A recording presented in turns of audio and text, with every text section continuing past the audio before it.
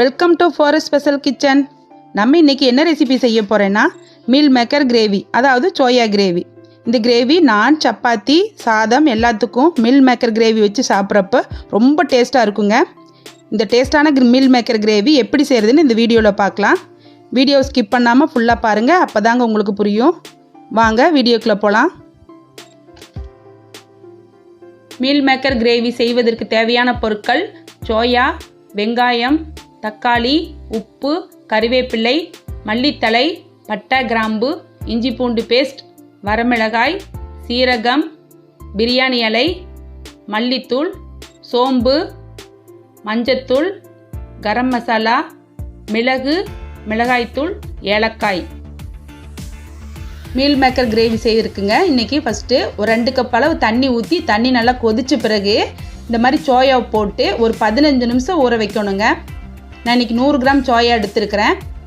15 நிமிஷம் நல்லா ஊறின பிறகு நல்லா ஆற வச்சுட்டு இந்த மாதிரி தண்ணியை பிழிஞ்சு எடுத்துக்கணும். எல்லா சோயாவும் இந்த மாதிரி தண்ணி இல்லாத நல்லா பிழிஞ்சு எடுத்துடணும்.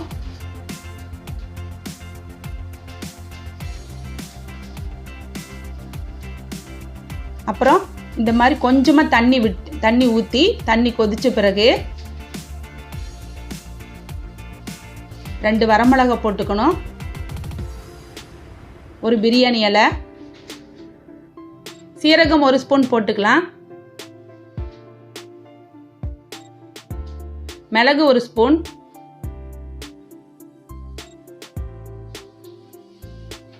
சோம்பு கொஞ்சமாக போட்டுக்கணும்,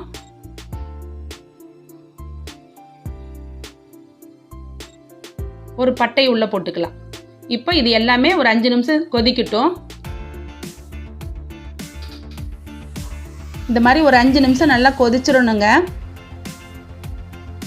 நல்லா கொதித்த பிறகு இதை இறக்கி வச்சுட்டு ஒரு 5 நிமிஷம் நல்லா ஆற வச்சுட்டு தண்ணியை வடித்து மசாலாவை அரைச்சி எடுத்துக்கணும். இந்த மாதிரி நைஸாக அரைச்சி எடுத்துக்கலாங்க. இதை நம்ம சோயாவில் மிக்ஸ் பண்ணிக்கலாம். சோயாவை தண்ணியிலேருந்து நல்லா பிழிஞ்சு எடுத்துட்டோம் பாருங்கள். இது கூட நம்ம மசாலாவை போட்டு மிக்ஸ் பண்ணிக்கலாம்.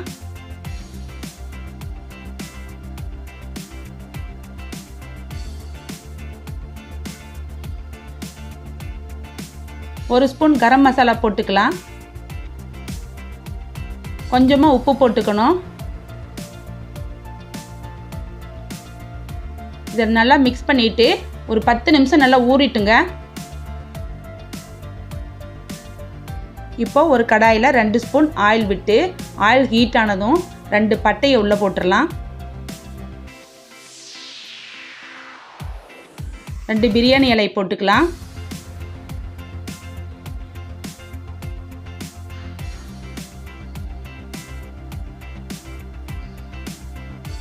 ஒரு பெரிய சைஸ் வெங்காயம் பொடிப்பொடியாக நறுக்கி இது சேர்த்திக்கலாம். இஞ்சி பூண்டு பேஸ்ட் 1 ஸ்பூன் அளவு போட்டுக்கலாம்.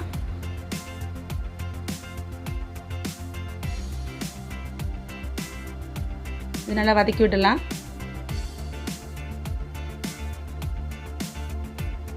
ஏலக்காய் 2 சேர்த்திக்கலாம்.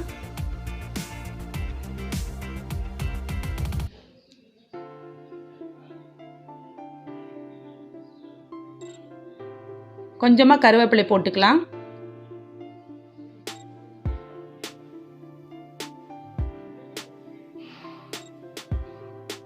ரெண்டு தக்காளி பொடிப்பொடியாக நறுக்கி இது சேர்த்திக்கலாம்.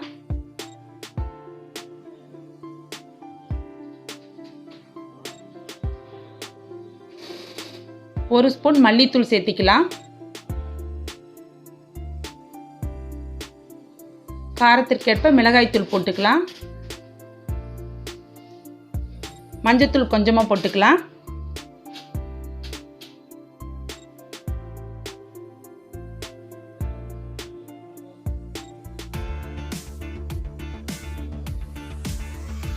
உப்பு தேவைக்கேற்ப போட்டுக்கலாம். இது எல்லாத்தையும் சேர்த்து நல்லா ஒரு 5 நிமிஷம் நல்லா வதக்கி விடலாம். தக்காளி பச்சை வாசம் போக வரை வதக்கி விட்டுருக்கலாம்.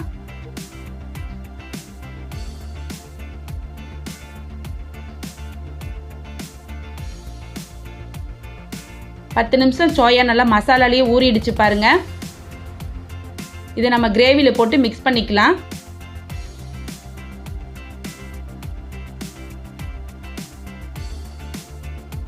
இந்த மாதிரி மசாலா பிடிக்கிற அளவுக்கு நல்லா மிக்ஸ் பண்ணிக்கலாம். இது ஒரு 5 நிமிஷம் தண்ணி ஊற்றி கூட வேக வச்சுக்கலாங்க.